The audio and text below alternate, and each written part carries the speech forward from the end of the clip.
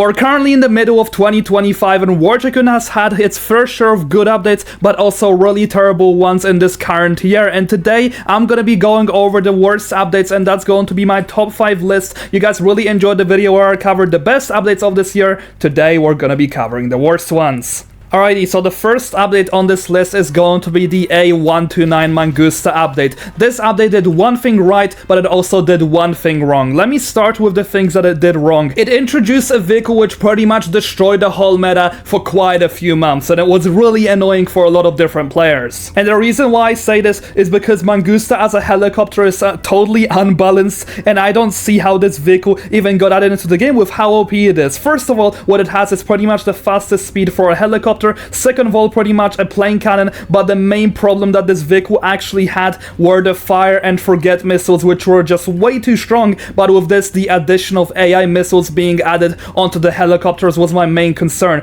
because them being added towards planes is not that much of a big deal. However, helicopters which overall have better maneuverability, I just don't see fire and forget missiles really fitting with them that well, and it really did make the meta a lot more no skill, because helicopters are also a lot harder to counter for most of the vehicles than the planes actually are. So that's why I'm going to be ranking this update as a number 5 spot. I feel like the Mangusta is hated by pretty much most of the players in Tycoon right now, and they still until this day do not like it at all. However, one thing that they do right in this update is they actually added ship parts which stopped the zoom mode spamming, so I'd give them some credit for that. Anyways, moving into the number 4 spot, and another update which people really did not enjoy was going to be the F-15E Strike Eagle. And mainly what actually ruined this update were two things. One of them was the fact that the F-15E was actually not designed correctly, because it is designed pretty much like an F-15C according to most people, which I can actually somewhat agree with. However, the main issue that has actually happened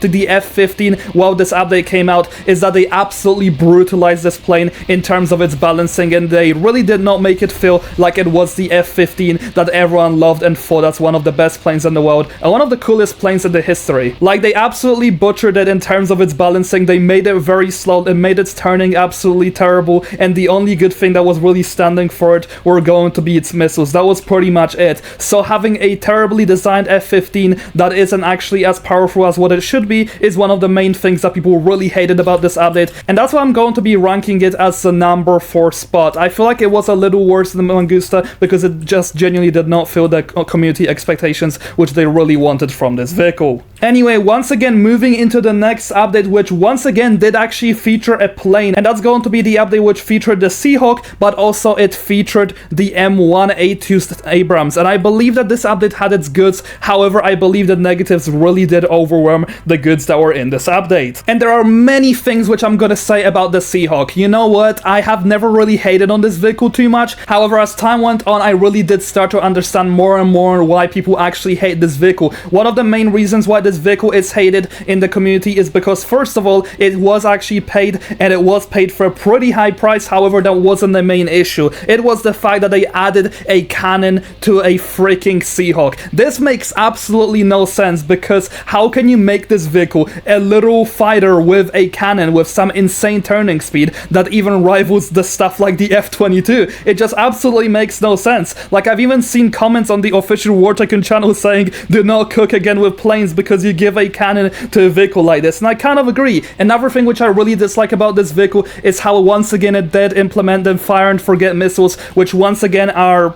incredibly powerful, first of all, but second of all, they take absolutely no skill, and really, it makes this vehicle feel way too OP without having really any downsides, to be totally real with you. This is mainly what people hated. However, I do gotta say, they did some pretty good work on the task, but once again, like I said at the start, I feel like the negatives were just a little too much for this update. Anyway, moving into the number 2 position, and we're once again gonna be going into a limited vehicles update, and as you guys can see, this is slowly becoming a trend in the worst updates that we had, and that's going to be the update which covered the TOS Buratino, which is still currently on sale. And man, I gotta say, this was one of the most disappointing updates we have received in a very long time. The way that this update was advertised by Kronos is he said that it was going to be having a powerful thermobaric rocket launcher, and then with this he also has mentioned that this vehicle was overall going to be very good in terms of defeating opponents which are in the most fortified positions. And basically what this meant is that this vehicle was going to have absolutely huge area damage, but with this it was also going to be having rockets which pretty much just set the ground on fire, which is something that the community has been expecting from this vehicle. But in reality, what we have received is pretty much this vehicle at the start when it was released has had some terrible balancing, and people really did not enjoy it because this vehicle was incredibly weak on release and it costed 1,300 Robux. However, with this, another problem that actually happened is that this vehicle's mechanics were overall really terrible, of having problems with aiming, the artillery not working correctly, the zoom out not working correctly. Like, this update has overall felt incredibly rushed, also giving us bugs. And once again, as you guys can see, I'm even going for a bug right now the moment I'm talking about this. Like, this vehicle was just simply not designed in the best way, and I feel like the developers have really rushed this update. However, one thing I can say for certain is that the Sherman Calliope was actually pretty good. I did not mind it this much, to be totally real with you. However, I really do not expect anyone to be using a Sherman in this game. It does have some uses here and there, and I do think it's a pretty good vehicle overall, but it simply was not the best thing to add for the modern standards, and especially the way in which was handled, I'd say it also felt a little bit rushed because this vehicle also had some bugs along with the Buratino. Anyways, now moving into the number one spot, and this is gonna be something really interesting. A lot of people already know what I'm going to be picking for this update.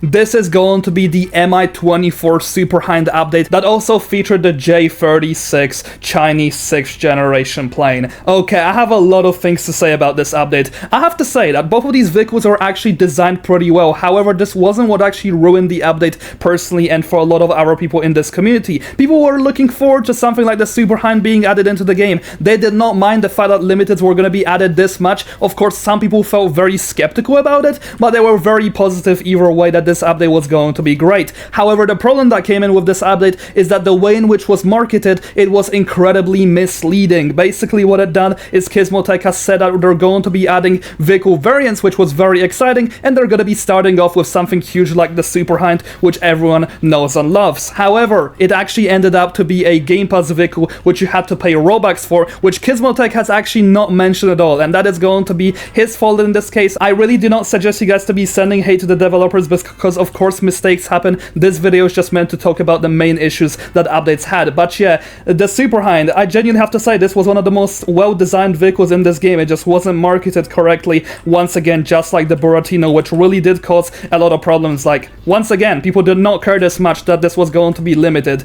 They cared about getting this vehicle, and they ended up not getting it. And now the next thing which people also really disliked about this update is the addition of the J36. And to be fair, the J36, once again, it wasn't designed poorly. This vehicle is cool because it introduced new mechanics and etc. However, the main problem that actually happened with the J36 is that this vehicle was asked by absolutely no one. As far as I know, there were around 4 suggestions in the Gizmotech server asking for this vehicle. So really, they just found a vehicle that's currently under the works by the Chinese, and they decided to just put it in the update without really doing much at all in actually following the suggestions which people have gave, which really did annoy the whole community, and it made them feel like they're not being listened to, which I feel like in the recent updates which they've been giving to us, they've been really listening to us. However, the J36 unfortunately has to be one of the exceptions because really no one asked for this thing to be added. Anyways, for the time being, that's going to be my top 5 list. Let me know in the comment section down below if you would flip things around. Do you think the J36 update was the worst one of the year? Personally, I believe it did have a lot of flaws, but overall every update did deliver something special and unique. It's just some things did go wrong. But do let me know in the comment section down below what other top 5 videos I could do. I really do enjoy making these, and I like to do something that you guys also request. Anyway, see you guys next video, have a great day, and thanks so much to my channel members.